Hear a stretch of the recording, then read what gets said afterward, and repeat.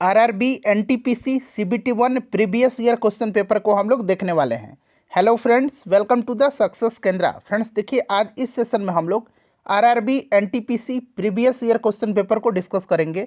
जो लोग भी आरआरबी एनटीपीसी न्यू वैकेंसी 2024 की तैयारी कर रहे हैं उनके लिए आज का सेशन बड़ा ही इम्पोर्टेंट है। एक बार सभी लोग देख लीजिए कि आरआरबी एनटीपीसी सीबीटी 1 में प्रीवियस ईयर में किस तरह के क्वेश्चन पूछे जाते हैं और उसी पैटर्न पर आप अपनी तैयारी को कंटिन्यू रखिए।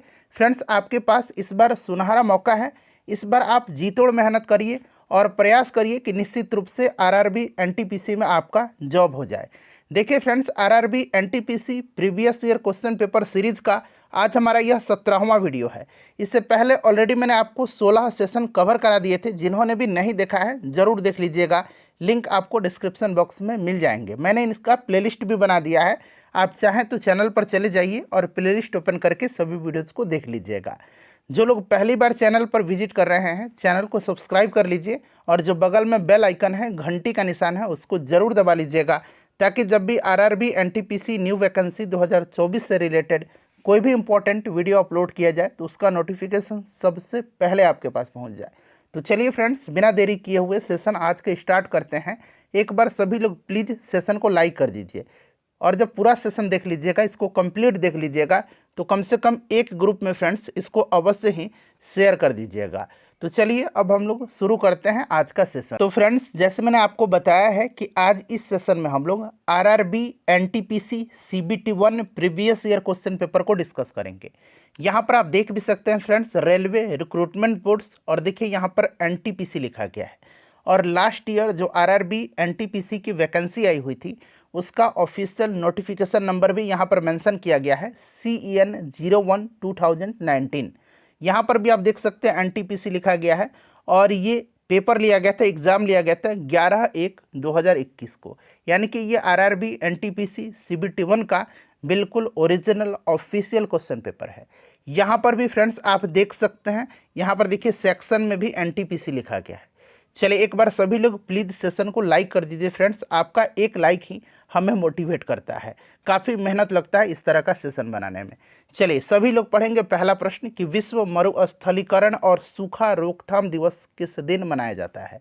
अगर आप आंसर पहले से जानते हैं तो आंसर कमेंट करते चलिए, इस तरह से आपका रिवीजन होते चलेगा।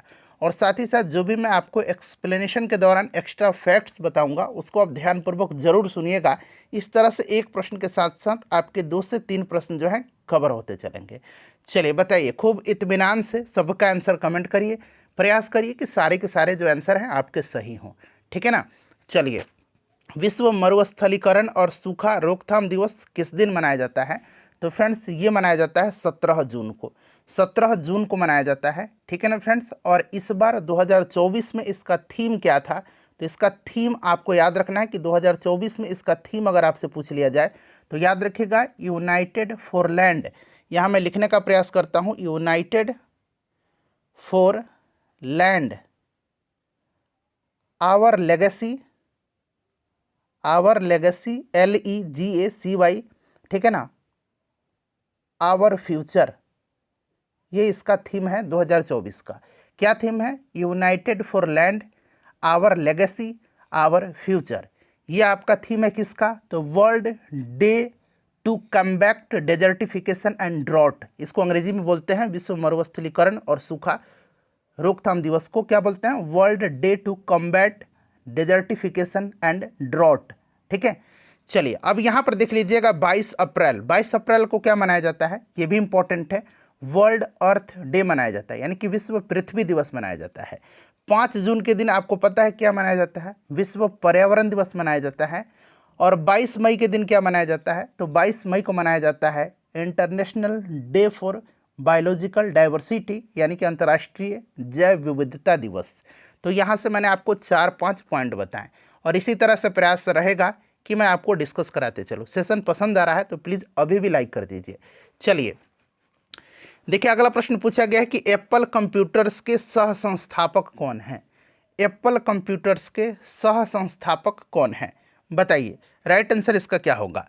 तो यहाँ पर देखेंगे एप्पल्स कंप्यूटर की बात करते हैं तो देखिए इसकी स्थापना 1976 में हुआ था, ठीक है ना। इसकी स्थापना 1976 में हुआ था और इसका हेडक्वार्टर जो है ये क्यूपर्टिनो कैलिफोर्निया यूएसए में है। यहाँ मैं लिख देता हूँ, ठीक है। हो सकता है कभी कभी ऑप्शन में आपको सीधे क्यूपर्टिनो दे दे। क्यूपर्टिनो कैलिफोर्निया यूएसए में इसका हेडक्वार्टर है और इसके सह संस्थापक स्टीव जॉब्स हैं, स्टीव जॉब्स। और दो नाम और याद रखिएगा, स्टीव वोजनियाक, यहाँ मैं लिखने का प्रयास करता हूँ, स्टीव वोजनियाक, ठीक है ना। स्टीव वोजनियाक दूसरा नाम हो गया और तीसरा नाम याद रखिएगा रोनाल्ड वायन, ठीक है ना। यहाँ मैं लिखता हूँ रोनाल्ड वायन, अंग्रेजी में WAYNE, ठीक है ना, रोनाल्ड वायन। तो एक आपका स्टीव जॉब्स हो गया, स्टीव वोजनियाक और रोनाल्ड वायन, ये तीन नाम आप एप्पल कंप्यूटर से ज़रूर याद रखिएगा। चलिए उसके बाद हम लोग नेक्स्ट क्वेश्चन कर लेंगे। अगला प्रश्न हमारा कि दिसंबर 1929 में लाहौर में आयोजित कांग्रेस का वार्षिक अधिवेशन इनमें से किस वजह से महत्वपूर्ण था। अगर आपसे पूछा जाए कि दिसंबर 1929 में भारतीय राष्ट्रीय कांग्रेस का अधिवेशन कहाँ पर आयोजित हुआ था, तो आपको याद रखना है लाहौर में हुआ था। इसकी अध्यक्षता किसने किया था, तो पंडित जवाहरलाल नेहरू ने किया था और इसी अधिवेशन में पूर्ण स्वराज की मांग की गई थी। तो यानी कि पूर्ण स्वराज के प्रति प्रतिबद्धता के कारण यह महत्वपूर्ण रहा था। अच्छा, एक 1931 का कराची अधिवेशन है, ये भी इम्पोर्टेंट है, कराची में हुआ था और इसकी अध्यक्षता किया था सरदार वल्लभ भाई पटेल ने और इस अधिवेशन में मौलिक अधिकार की मांग किया गया था। तो अगर आपसे इस तरह से पूछ दिया जाता कि 1931 में कराची में आयोजित कांग्रेस का वार्षिक अधिवेशन इनमें से किस वजह से महत्वपूर्ण था, तो याद रखिएगा मौलिक अधिकार की मांग की प्रतिबद्धता के लिए, ठीक है। प्रश्न किसी भी तरह आपसे पूछा जा सकता है। चलिए आज हमारा यह 17वां सेशन है, ठीक है ना, 17वां सेशन है। इससे पहले ऑलरेडी हमने 16 सेशन कवर कर लिए हैं। जिन्होंने नहीं देखा है देख लीजिएगा, काफ़ी हेल्पफुल मिलेगा, मतलब रहेगा आपके एग्ज़ाम के लिए। चलिए देखिए, शाहजहां की बेटी का नाम बताना है जिसने शाहजहानाबाद यानी कि दिल्ली का पहला नाम शाहजहानाबाद था, ठीक है ना, मुगल के समय में। उस समय दिल्ली में स्थापित नई राजधानी की कई वास्तुशिल्प परियोजनाओं में भाग लिया था। शाहजहां की वो कौन सी बेटी थी जिन्होंने जो आपका दिल्ली था शाहजहानाबाद, वहाँ पर स्थापित नई राजधानी की नई वास्तुशिल्प परियोजनाओं में भाग लिया था, ठीक है। तो फ्रेंड्स ये कौन थी, बताइए राइट आंसर क्या होगा। करेक्ट आंसर यहाँ पर हो जाएगा कौन सा, तो फ्रेंड्स ये आपकी जहांआरा थी।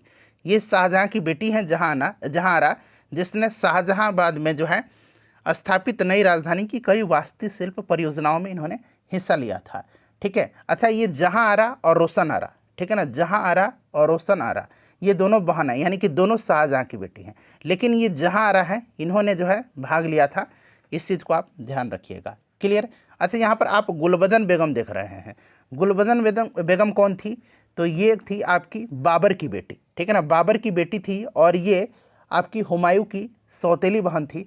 और गुलबदन बेगम ने ही हुमायूंनामा लिखा हुआ है, हुमायूंनामा, ठीक है ना। हुमायूंनामा किसने लिखा है, तो गुलबदन बेगम ने लिखा है। इसे भी आप साथ साथ ध्यान रखिएगा।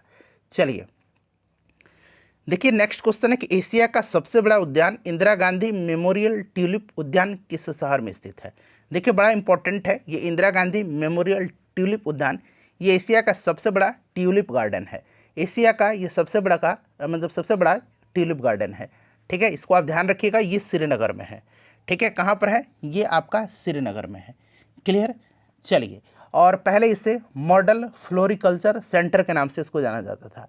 पहले इसके जाना जाता था किस नाम से, मॉडल, यहाँ मैं लिख ही देता हूँ, ठीक है ना, फ्लोरिकल्चर सेंटर के नाम से पहले इसको जाना जाता था, ठीक है। तो ये भी आप ध्यान रख सकते हैं।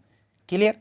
चलिए नेक्स्ट क्वेश्चन है हमारा, देखिए भाभा परमाणु अनुसंधान केंद्र का पूर्व में नाम क्या था, यानी कि इसका पुराना नाम कह सकते हैं कि आपसे पूछा जा रहा है, ठीक है। अच्छा, यहाँ पर ध्यान दीजिए, सबसे पहले भाभा परमाणु अनुसंधान केंद्र की बात करते हैं, यानी कि बार्क की, भाभा एटॉमिक रिसर्च सेंटर की।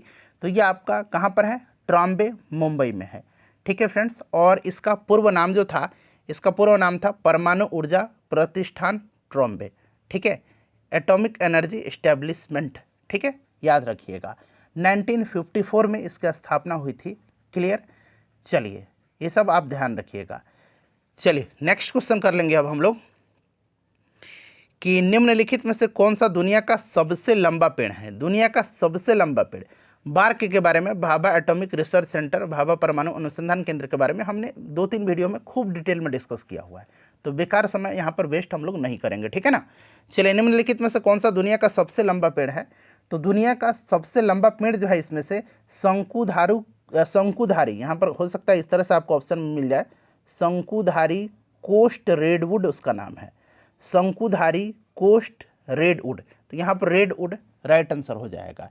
इसे सिकोया सेपरविरेंस के नाम से भी जाना जाता है। यहाँ पर मैं लिख देता हूँ इसको सिकोया, ठीक है ना, सिकोया, नीचे अट जाएगा क्या, हाँ देखता हूँ, सेपरविरेंस के नाम से भी, आधा न और विरेंस के नाम से भी इसको जाना जाता है, ठीक है।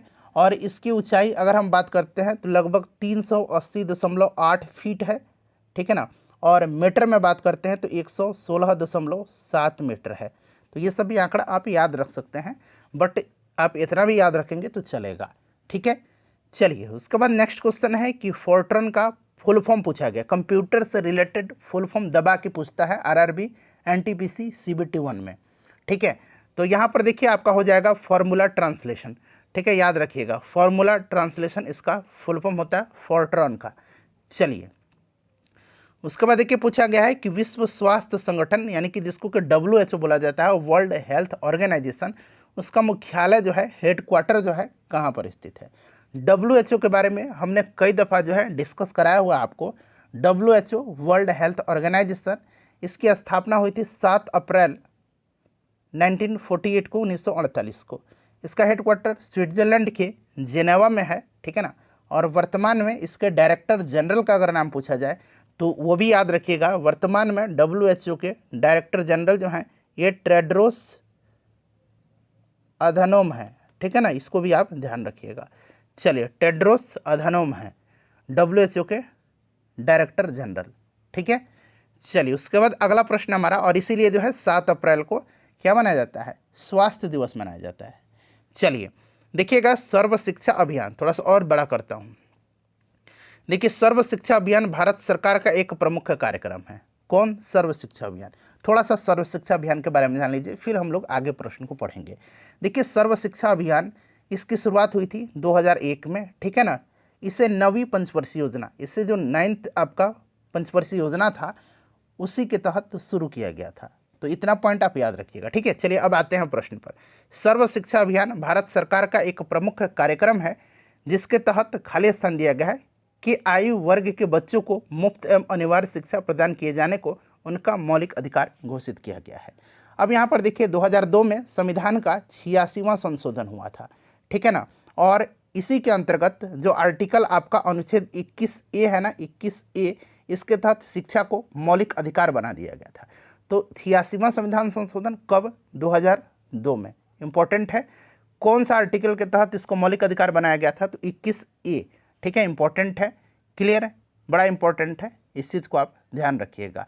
और इस मूल अधिकार, ये जो आपका 21A के तहत इसको मौलिक अधिकार या मूल अधिकार बना दिया गया, इस मूल अधिकार के क्रियान्वयन हेतु वर्ष 2009 में भारत सरकार ने शिक्षा के क्षेत्र में एक युगांतकारी कदम उठाते हुए निःशुल्क एवं अनिवार्य शिक्षा का अधिकार अधिनियम the right to children to free and compulsory education act पारित किया था, ठीक है। और इसके तहत जो है 6 से 14 वर्ष की आयु के प्रत्येक बच्चे के लिए शिक्षा को मौलिक अधिकार के रूप में अंगीकृत किया गया।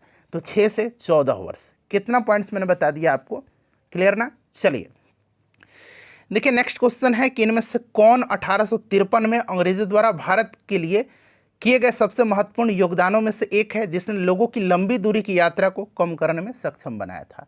सिंपल सा क्वेश्चन है, अगर आपने पढ़ा होगा ना लूसेंट भी अच्छे तरीके से, तो आप इसको आसानी से आप सॉल्व कर दीजिएगा। देखिए 1853 में जो है लॉर्ड डलहौजी ने भारत में सबसे पहले रेल चलाया था, ठीक है, मुंबई से लेकर के, यानी कि उस समय बम्बई हुआ करता था, बम्बई से लेकर के थाने के बीच में।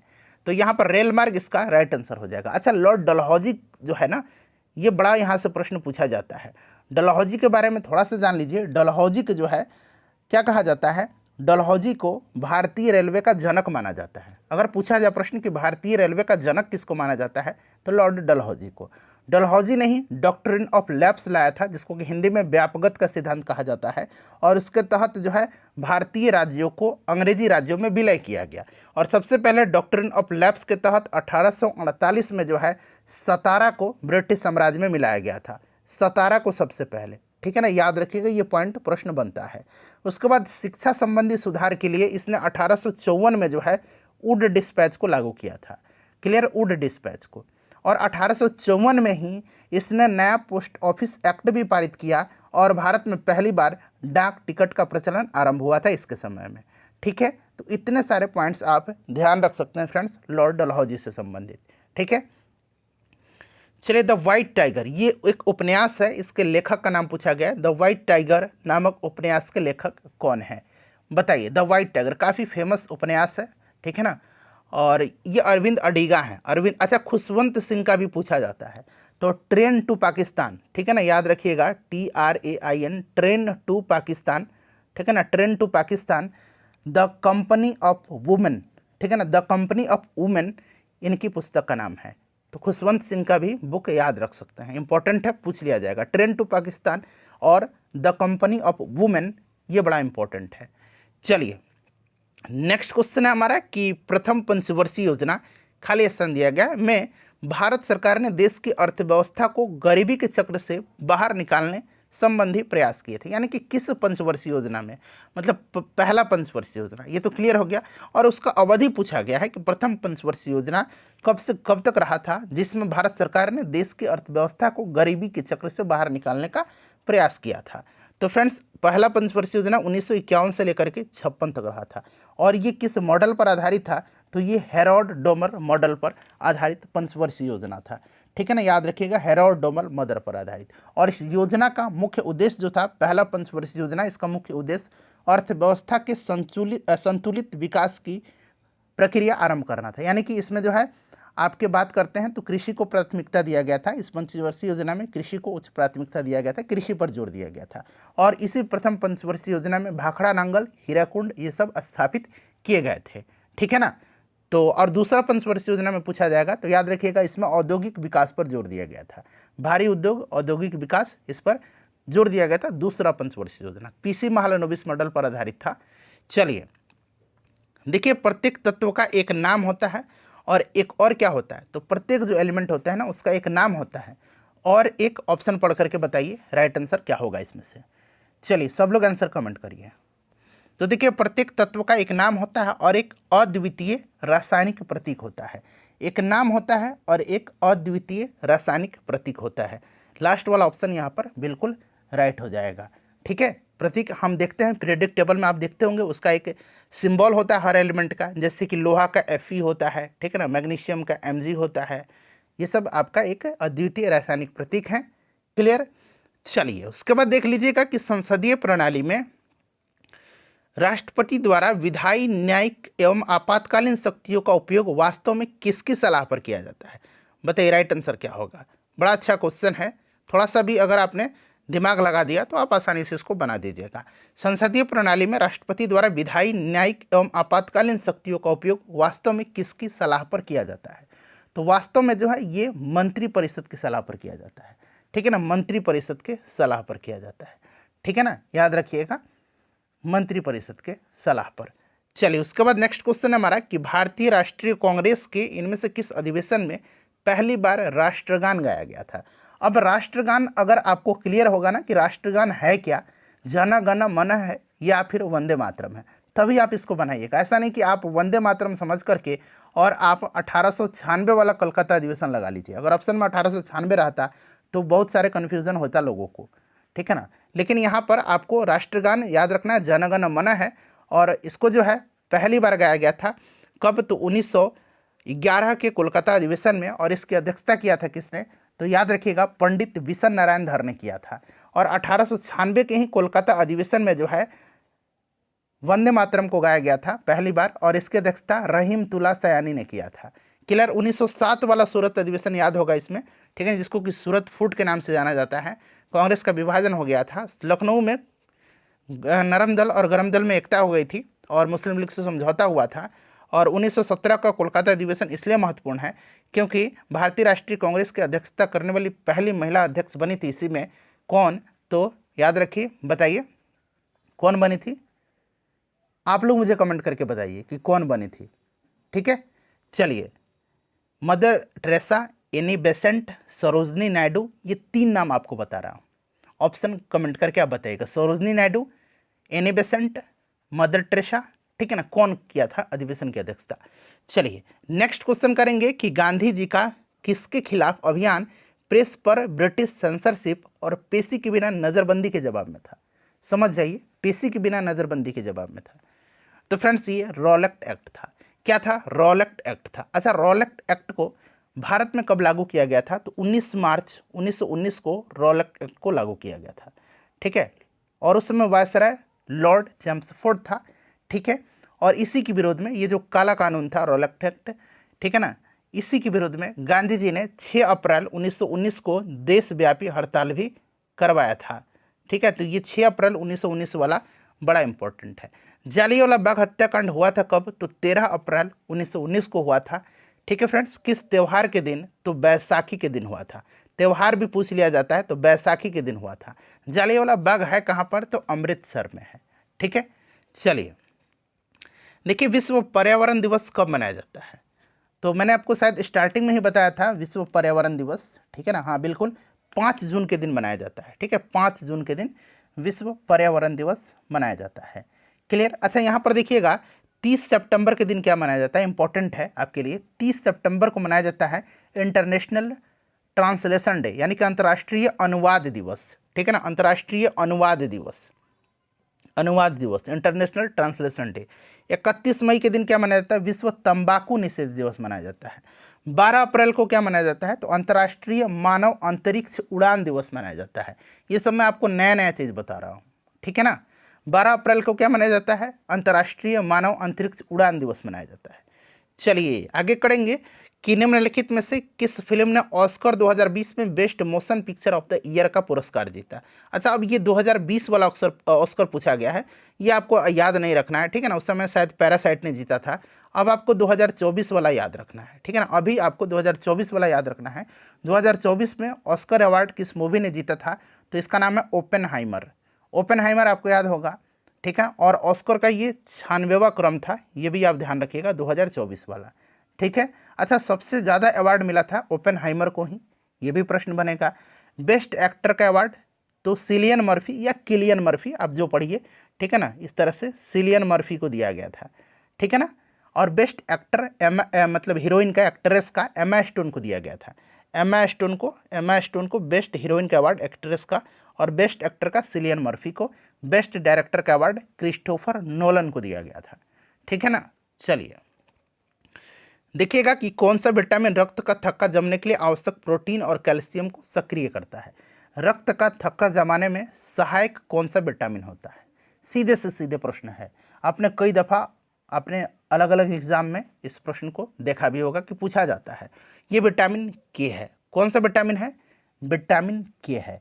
ठीक है, बड़ा इंपॉर्टेंट है, इसको आप याद रखिएगा, विटामिन के है। क्लियर? चलिए नेक्स्ट क्वेश्चन कर लेंगे। अगला प्रश्न है हमारा कि अधिक ऊंचाई वाले क्षेत्रों, देखिए अधिक ऊंचाई वाले क्षेत्रों में बर्फ की सफाई निम्न में से किसके द्वारा की जाती है? किस प्राधिकरण के द्वारा, किस संगठन के द्वारा, किस विभाग के द्वारा किया जाता है? बताइए, अधिक ऊंचाई वाले क्षेत्रों में बर्फ की सफाई निम्न में से किसके द्वारा की जाती है? तो फ्रेंड्स ये किया जाता है किसके द्वारा? तो ये किया जाता है आपका, याद रखिएगा, किसके द्वारा किया जाता है? बॉर्डर रोड्स ऑर्गेनाइजेशन, हिंदी में इसको सीमा सड़क संगठन बोलेंगे, बॉर्डर रोड्स, ठीक है ना, ऑर्गेनाइजेशन, यानी कि इसको बोलते हैं BRO। ठीक है ना, BRO इसको बोलते हैं। क्लियर? और देखिए इसका फाउंडेशन कब हुआ था? तो 1960 में हुआ था, याद रख लीजिएगा। क्लियर? इसका हेडक्वार्टर न्यू दिल्ली में है। ठीक है ना, इसका हेडक्वार्टर न्यू दिल्ली में है। चलिए उसके बाद देखिएगा कि डैश वह प्रक्रिया है जिसके तहत किसान अपनी भूमि पर वाणिज्यिक और गैर वाणिज्यिक उद्देश्यों के लिए वृक्ष उगाते हैं। बताइए राइट आंसर इसका क्या होगा? कौन सी वह प्रक्रिया है जिसके तहत किसान अपनी भूमि पर वाणिज्यिक और गैर वाणिज्यिक उद्देश्य के लिए वृक्ष उगाते हैं? तो फ्रेंड्स ये आपका है कृषि वानिकी। ठीक है ना, कृषि वानिकी का अर्थ है कि लकड़ी के उत्पादन या विभिन्न गैर व्यावसायिक उद्देश्य जैसे कि भूजल नियंत्रण, मिट्टी के कटाव की रोकथाम, मिट्टी में प्रदूषणकारी पोषक तत्वों की रोकथाम इत्यादि के लिए कृषि भूमि पर पेड़ उगाना। यह गुणवत्ता वाले लकड़ी के उत्पादों के उत्पादन में मदद करता है और यह कृषि आय को भी बढ़ाता है। कृषि वानिकी यहाँ पर करेक्ट आंसर होगा। चलिए उसके बाद नेक्स्ट क्वेश्चन है हमारा कि इनमें से कौन सी संस्था भारत में बीमा उद्योग, जो बीमा होता है ना, बीमा उद्योग को विनियमित करने, बढ़ावा देने और उसका क्रमिक विकास सुनिश्चित करने के लिए जिम्मेदार है। ये कौन सी संस्था है, बताइए कौन सी ये संस्था है। तो फ्रेंड्स इस संस्था का नाम है insurance regulatory and development authority. ठीक है ना, याद रखिएगा, insurance regulatory and development authority, insurance regulatory and development authority of India, जिसको कि इरडई बोलते हैं, हिंदी में IRDAI बोलते हैं, इरडई इसको बोल लेते हैं। ठीक है ना। और देखिए इसकी स्थापना हुई थी 1999 में और इसका हेडक्वार्टर हैदराबाद तेलंगाना में है। हैदराबाद तेलंगाना में है, याद रख लीजिएगा। ठीक है ना। और अभी इसके चेयरमैन हैं देवाशीष पांडा। ठीक है, देवाशीष पांडा अभी इरडई के चेयरपर्सन हैं, याद रखिएगा। चलिए नेक्स्ट क्वेश्चन है कि प्रधानमंत्री नरेंद्र मोदी द्वारा जो नोटबंदी था, विमुद्रीकरण था, इसकी घोषणा कब किया गया था, बताइए। तो नोटबंदी की घोषणा किया था इन्होंने 8 नवंबर 2016 को। देख लीजिए ये प्रश्न उस समय पूछ लिया गया है। ठीक है ना। तो आज के संदर्भ में भी ये प्रश्न प्रासंगिक है, इसलिए ये डेट आप जरूर याद रख लीजिएगा। ठीक है। चलिए उसके बाद अगला प्रश्न है हमारा कि भारत में चाय और कॉफ़ी की फसलों की किस श्रेणी में आती है। चाय और कॉफ़ी की फसलों की किस श्रेणी में आती है, बताइए राइट आंसर इसका क्या होगा। तो फ्रेंड्स ये आती हैं आपका रोपण फसल में, यानी कि वृक्षारोपण फसल में। ठीक है ना। देखिए वृक्षारोपण फसल शब्द जो है ये उन फसलों को संदर्भित करता है जिनकी खेती किसी व्यक्ति या कंपनी के स्वामित्व और प्रबंधन वाले क्षेत्र में व्यापक पैमाने पर किया जाता है। और इन फसलों में आपको पता है कि आपके चाय कॉफ़ी जो होते हैं काफ़ी व्यापक पैमाने पर और एक तरह से एक कंपनी के स्वामित्व वाले प्रबंधन वाले एरिया में बड़े पैमाने पर किया जाता है। ठीक है। चलिए नेक्स्ट क्वेश्चन हमारा कि एक समाज सुधारक के रूप में गांधी जी का मानना था कि भारतीयों को सामाजिक बुराइयों से छुटकारा पाना चाहिए। ठीक है, निम्नलिखित में से कौन सी सामाजिक बुराई नहीं है। तो देखिए जो आपका निरक्षरता है ना, ठीक है ना, ये आपका है इलिटरेसी, बाल विवाह भी है और अस्पृश्यता जो छुआछूत है, जिसका कि आर्टिकल 17 में उन्मूलन किया गया, अनुच्छेद 17 में। ठीक है ना, ये तीनों है। मुद्रास्फीति जो है ना, इसमें आपका बुराई एक तरह का सामाजिक बुराई नहीं है। तो करेक्ट आंसर यहाँ पर हो जाएगा आपका मुद्रास्फीति। ठीक है ना, इस चीज़ को आप ध्यान रखिएगा। चलिए उसके बाद नेक्स्ट क्वेश्चन हमारा कि निम्नलिखित में से देखिए कौन सा शहर मध्य प्रदेश में नहीं है।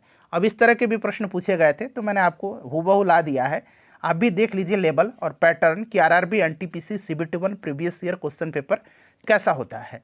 ठीक है, तो देखिए ये रायपुर नहीं है, भोपाल, जबलपुर, ग्वालियर है। रायपुर आपका शायद छत्तीसगढ़ में पड़ता है ना। ठीक है। चलिए अगला प्रश्न है विटीकल्चर क्या है।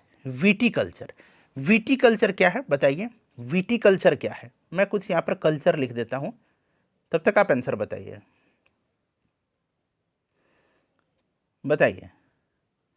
यहाँ पर देखिए विटीकल्चर होता है अंगूर की खेती। अच्छा सब्जियों की खेती ये भी पूछ लिया जाएगा, ओलेरीकल्चर। ठीक है ना, ओलेरीकल्चर। ठीक है, फूलों की खेती फ्लोरिकल्चर, यहाँ पर आप देख सकते हैं फूलों की खेती फ्लोरिकल्चर। ठीक है, फ्लोरिकल्चर। सेरीकल्चर रेशम कीट पालन, एपीकल्चर मधुमक्खी पालन। ठीक है। अच्छा एक और मैं आपको बता रहा हूँ, पोमोलॉजी, फलों का अध्ययन होता है पोमोलॉजी के अंतर्गत, पोमोलॉजी, ये भी आप ध्यान रखिएगा। चलिए फ्रेंड्स अगला प्रश्न है कि PSLV का पूर्ण रूप क्या है। अब देखिए एक PSLV पूछा जाता है और आजकल पूछा जा रहा है GSLV, तो दोनों अब याद रखिएगा। देखिए PSLV का होता है पोलर सैटेलाइट लॉन्च व्हीकल, यहाँ पर देख सकते हैं ये वाला आंसर करेक्ट होगा, पोलर सैटेलाइट लॉन्च व्हीकल। या अंग्रेजी में देखिए पोलर सैटेलाइट लॉन्च व्हीकल। अब देखिए इसमें GSLV में क्या होता है, सिर्फ यहाँ पर आप देख सकते हैं SLV, तो दोनों में सेम है। ठीक है ना, यहाँ पोलर की जगह यहाँ पर पोलर हट जाएगा और GSLV में आ जाता है जियो सिंक्रोनस। ठीक है ना, यहाँ मैं लिखता हूँ जियो सिंक्रोनस। ठीक है ना, जियो सिंक्रोनस सैटेलाइट लॉन्च व्हीकल, ठीक है। जियो सिंक्रोनस, आर वो नहीं होगा, क्रोनो वो हटा दीजिए। Geosynchronous satellite launch vehicle GSLV का होता है, और पीएसएलवी का पोलर सैटेलाइट लॉन्च व्हीकल, ठीक है। चलिए उसके बाद देखिएगा कि निम्नलिखित श्रृंखला में प्रश्न चिन्ह के स्थान पर आ सकने वाले शब्द का चयन करें। और देखिए ये श्रृंखला है, आपका बुध है, ठीक है, फिर आपका शुक्र है, ठीक है, फिर पृथ्वी है, और यहाँ पर क्वेश्चन मार्क लगा के पूछा गया कि अगला क्या आएगा। तो सूर्य से दूरी के अनुसार ग्रहों का क्रम मैंने आपको पढ़ाया हुआ था, बुध, शुक्र, पृथ्वी, पृथ्वी के बाद क्या आएगा, पृथ्वी के बाद मंगल आएगा, ठीक है ना। तो यहाँ पर मंगल राइट आंसर हो जाएगा। मंगल के बाद क्या आएगा, तो मंगल के बाद बृहस्पति आएगा, बृहस्पति के बाद शनि आएगा, फिर यूरेनस आएगा यानी कि अरुण, और फिर वरुण यानी कि नेपच्यून आएगा, ठीक है। ये क्रम आप याद रखिएगा। सूर्य से दूरी के अनुसार पृथ्वी का क्रम तीसरा है। चलिए नेक्स्ट क्वेश्चन है कि एडिज मच्छर इनमें से किसका वाहक है। एडिज मच्छर, ठीक है ना, एडिज इजिप्टी हमने पढ़ा हुआ है। एडिज मच्छर जो होता है ये डेंगू का वाहक होता है, ठीक है। चलिए, और एनाफिलिस जो होता है, मादा एनाफिलिस, ये मलेरिया का। नेक्स्ट क्वेश्चन करेंगे हम लोग कि सरकार का वह अंग कौन सा है जो मुख्य रूप से कार्यान्वयन और प्रशासन संबंधी कार्यों का निर्वहन करता है। बताइए कौन सा सरकार का अंग है। सब लोग आंसर कमेंट करिए। देखिए बहुत अच्छे जो प्रश्न है ना, ये पॉलिटी के प्रश्न पूछे गए हैं इस सेट में। मतलब ये जो आपका जो एग्ज़ाम हुआ था, ये जो आपका शिफ्ट रहा था, ठीक है। सरकार का वह अंग कौन सा है जो मुख्य रूप से कार्यान्वयन और प्रशासन संबंधी कार्यों का निर्वहन करता है। तो फ्रेंड्स ये कार्यपालिका है, ठीक है ना। कार्यपालिका प्रमुख कौन होता है, राष्ट्रपति होता है, ठीक है। चलिए हमने पढ़ा हुआ है। नेक्स्ट क्वेश्चन हम लोग करेंगे कि रेगिस्तान में यात्रियों को अक्सर पानी फैले होने का दृष्टिभ्रम होता है। ये तो रेगिस्तान का हो गया बात, ठीक है ना, जहाँ वास्तव में होता ही कुछ नहीं है, पानी वगैरह नहीं होता है, एक तरह का भ्रम होता है। इसको हम लोग क्या बोलते हैं। अच्छा कभी कभी आप जो रोड जाते हैं ना, रोड पर गर्मी के दिन में देखिएगा, जब आप बाइक वगैरह से जाते होंगे तो सामने आपको आगे लगेगा कि पानी है रोड पे, ठीक है ना। तो वही कह रहा है कि रेगिस्तान में यात्रियों को अक्सर पानी फैले होने का दृष्टिभ्रम होता है। इसको हम लोग बोलते हैं मिराज, मृग मरीचिका बोलते हैं, ठीक है ना। ये प्रकाश के पूर्ण आंतरिक परावर्तन के कारण होता है। क्लियर। चलिए देखिए मैग्नीशियम के लिए प्रयुक्त प्रतीक क्या है। प्रतीक मैंने बताया था ना, अद्वितीय रासायनिक प्रतीक, रासायनिक चिन्ह, ठीक है ना। तो मैग्नीशियम के लिए Mg होता है, एटॉमिक नंबर इसका 12 होता है। एटलीस्ट आप 30 तक जो है ना एटॉमिक नंबर याद रखिएगा, ठीक है। चलिए उसके बाद नेक्स्ट क्वेश्चन है कि निम्नलिखित में से कौन सा मरुस्थल भारत में स्थित नहीं है। बताइएगा इसमें से कौन सा मरुस्थल जो है वो भारत में स्थित नहीं है। सब लोग आंसर कमेंट करिए, रिवीजन होगा आपका, ठीक है ना। बताइए। तो फ्रेंड्स इसमें से आपका सिंधु घाटी का मरुस्थल नहीं है, ये आपका पाकिस्तान में पड़ता है ना अब, ठीक है। सिंधु घाटी सभ्यता, स्पीति घाटी मरुस्थित मरुस्थल है भारत में, थार भी है, कच्छ का रण गुजरात में, तो आपको पता ही है, ठीक है। चलिए उसके बाद नेक्स्ट क्वेश्चन हमारा है कि वर्तमान के हिसाब से बात करते हैं, थोड़ा सा देख लीजिए। और वहाँ पर अक्टूबर 2020 तक प्राप्त जानकारी लिख दिया गया, इससे कोई मतलब नहीं है ना, ये आपको ऐसे ही दे दिया गया है। तो अभी भी आपको दे देगा एग्जाम के समय कि वर्तमान जानकारी के अनुसार संयुक्त राष्ट्र को, संयुक्त राष्ट्र प्रतीक, जो संयुक्त राष्ट्र का प्रतीक है, ठीक है ना, उसको 7 दिसंबर 1946 को मंजूरी दी गई थी। याद रखिएगा संयुक्त राष्ट्र का प्रतीक को कब मंजूरी दिया गया था, तो 7 दिसंबर 1946 को। और फ्रेंड्स उसको आधिकारिक तौर पर अपनाया कब गया था ये आपको नहीं पता होगा। मंजूरी तो यहाँ पर मेंशन कर दिया गया 7 दिसंबर 1946 को, लेकिन इसको आधिकारिक तौर पर अपनाया गया था 20 अक्टूबर, ठीक है ना, 20 अक्टूबर 1947 को इसको आधिकारिक तौर पर अपनाया गया था। 20 अक्टूबर 1947 को अपनाया गया था संयुक्त राष्ट्र के प्रतीक को, ठीक है ना। तो वहीं पूछा गया है कि इस प्रतीक में प्रदर्शित जैतून की शाखा क्या दर्शाती है। बताइएगा ऑप्शन 1, 2, 3 और चौथा ऑप्शन क्या दर्शाती है। जैतून की शाखा, जो ऑलिव ऑयल की शाखा है, ऑलिव जो होता है ना, एक वृक्ष है जिसे ऑलिव ऑयल होता है। देखिए संयुक्त राष्ट्र का ध्वज कैसा है, तो आसमानी नीला रंग का है, ठीक है, याद रहेगा आपको, ठीक है। क्लियर। चलिए जिसके बीच में संयुक्त राष्ट्र का प्रतीक है, क्लियर, और ध्वज के प्रतीक सफ़ेद रंग का है। और सफ़ेद रंग में आपने देखा होगा, मैं तो चित्र नहीं बना सकता हूँ लेकिन प्रयास करता हूँ, आपको इस तरह से आपको मिलेगा यहाँ पर। ये ऑलिव ऑयल की शाखा, मतलब ऑलिव की शाखा, ऑलिव ऑयल बोल दिया जा रहा है क्योंकि ऑलिव ऑयल इस तरह से आदत हो गया। तो ये ऑलिव यानी कि जैतून की ये शाखा है, ठीक है ना, यहाँ पर आप देख सकते हैं ये जैतून की शाखा है। और इसमें बीच में आपको, आप देख लीजिएगा, आपके पास फ़ोन है तो यही ऑलिव की जो ये शाखा है ना, ये क्या प्रदर्शित कर रही है, तो ये प्रदर्शित पूरे विश्व में शांति। तो यहाँ पर तीसरा ऑप्शन राइट हो जाएगा, ठीक है ना। चलिए उसके बाद देखिए पीली क्रांति इनमें से संदर्भित करती है। पीली क्रांति, तो श्वेत क्रांति दुग्ध उत्पादन, अच्छा श्वेत क्रांति के जनक डॉक्टर वर्गीज कुरियन को कहा जाता है भारत में, ठीक है। उसके बाद मत्स्य उत्पादन नीली क्रांति, तिलहन उत्पादन में वृद्धि, ये आपकी पीली क्रांति से संबंधित है, तो ये पीली क्रांति हो जाएगा। अच्छा जो आपका हरित क्रांति वो खाद्यान्न उत्पादन से संबंधित है, ठीक है फ्रेंड्स, याद रखिएगा। चलिए उसके बाद और भी क्रांति हैं।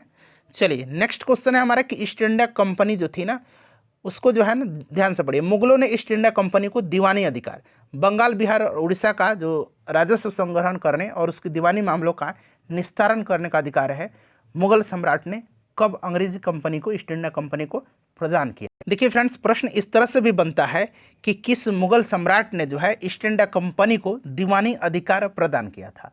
तो इस मुगल सम्राट का नाम था शाह आलम द्वितीय, और शाह आलम द्वितीय ने 1765 में जो है ईस्ट इंडिया कंपनी को दीवानी अधिकार यानी कि बंगाल बिहार और उड़ीसा में राजस्व संग्रहण करने और दीवानी मामलों का निस्तारण करने का अधिकार प्रदान किया था।